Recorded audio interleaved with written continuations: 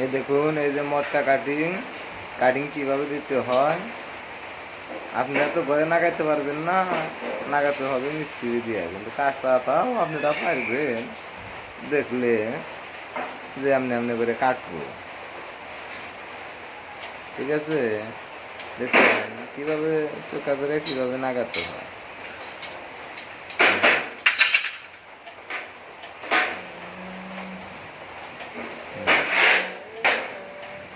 দেখুন কিরকম দেখা যায়।